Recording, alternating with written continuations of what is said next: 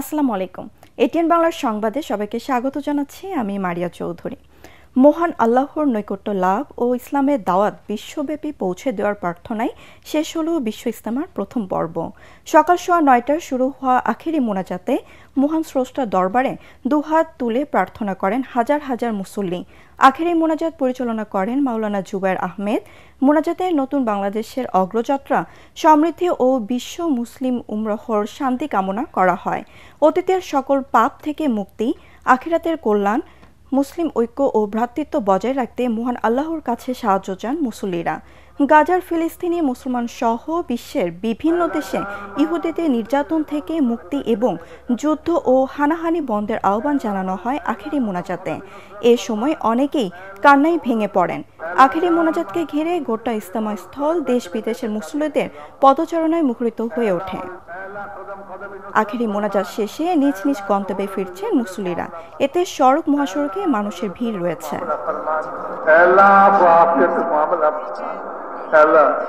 যারা আমাদের কাছে দোয়ার জন্য বলছে, নিশ্চয় আশা করছে, আল্লাহ তাদের সমস্ত হাজাতকে পুরা ফরমান, আল্লাহ পেরেশান হালদের পেরেশানিকে দূর ফরমান।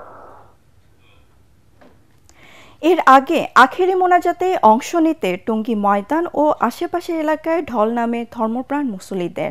মূল ময়দান থেকে কানায় কানায় পরিপূর্ণ থাকায় অনেকে সড়ক মহাসড়কে বসেই অংশ নেন মোনাজাতে। আখেরি মোনাজাত শেষে প্রয়োজনীয় যানবাহন না থাকায় কেউ কেউ পায়ে হেঁটে রওনা দেন নিজ নিজ গন্তব্যে। মিজান শাহজাহানের রিপোর্ট। সকাল 7টা, রাজধানীর ব্যস্ততম সড়ক উত্তরা। এসব মানুষের গন্তব্য টঙ্গীর ইজতেমা ময়দান। যানবাহন না পেয়ে হেঁটে এগিয়ে চলেন তারা। আগে থেকে ইজতেমা ময়দান ছিল কানায় কানায় পরিপূর্ণ, তাই এসব মানুষ ঢাকা ময়মনসিংহ মহাসড়কেই বসে যান, অংশ নেন আখেরি মোনাজাতে। মুসল্লিরা বলেন, মুসলিম জাহানের দ্বিতীয় এই বৃহৎ মিলন মেলাকে আগের চেহারায় ফিরিয়ে আনা জরুরি। সবাইকে চলতে হবে একমাত্র আল্লাহর হুকুম আহকাম ও রাসূলের তরিকায়। 3 ধাপে ইজতেমা হওয়ায় আগের মতো অচল হয়নি ঢাকা মহানগর। তবে এই দফায় 42 জেলার মুসল্লিদের বিদায় ও পরের দফার মুসল্লিদের আগমনের চাপে খানিকটা বিড়ম্বনা হয়েছে নগরবাসীর। চাহিদার তুলনায় যানবাহন কম থাকায় পায়ে হেঁটে ফেরেন অনেকে। প্রথম পর্বের ইজতেমা শেষে মুসল্লিরা বাড়ি ফিরছেন সড়ক, নৌ ও রেলপথে। কেউ কেউ আবার দলবদ্ধ হয়ে যাচ্ছেন চিল্লায়। উদ্দেশ্য দেশের আনাচে কানাচে ইসলামের দাওয়াত পৌঁছে দেওয়া, যে দায়িত্বটি 12 মাসেই পালন করে তাবলিগ জামাতের অনুসারীরা। মিজান শাহজাহান, এটিএন বাংলা, টঙ্গী, গাজীপুর। এবার আন্তর্জাতিক। যুক্তরাষ্ট্র থেকে আমদানি করা $155 বিলিয়ন পণ্যের উপর 25% কর আরোপের ঘোষণা দিয়েছে কানাডা। এরই মধ্যে আমেরিকা থেকে আমদানি করা $30 বিলিয়ন ফল ও অ্যালকোহলের উপর এই কর আরোপ করেছে কানাডিয়ান সরকার। এক বিজ্ঞপ্তিতে দেশটির প্রধানমন্ত্রী জাস্টিন ট্রুডো বলেন, কানাডার পণ্যের উপর 25% শুল্ক আরোপের জবাব দিতেই এই পাল্টা পদক্ষেপ নিয়েছে তার প্রশাসন। তাদের তালিকায় এমন সব মার্কিন পণ্য রাখা হয়েছে যা যুক্তরাষ্ট্রের অর্থনীতিতে উল্লেখযোগ্য প্রভাব ফেলতে পারে বলে উল্লেখ করেন তিনি। একই সাথে সতর্ক করেন, কানাডা সহ মেক্সিকো ও চীনের ওপর ওয়াশিংটনের শুল্ক বৃদ্ধির এই সিদ্ধান্ত বাণিজ্য যুদ্ধ সৃষ্টি করতে পারে।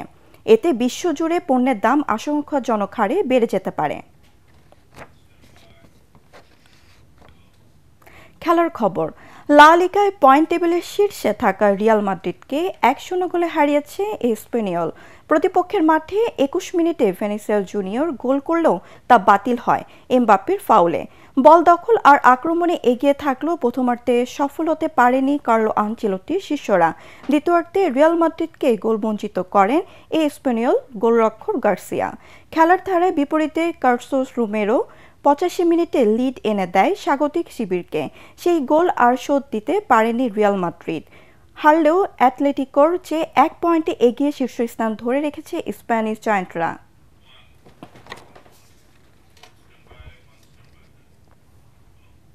পরবর্তী সংবাদ দেখার আমন্ত্রণ জানিয়ে এখনকার মতো শেষ করছি। এটিএন বাংলা সংবাদ ইউটিউবে দেখতে ব্রাউজ করুন, youtube/ATN বাংলা নিউজ। ধন্যবাদ সবাইকে।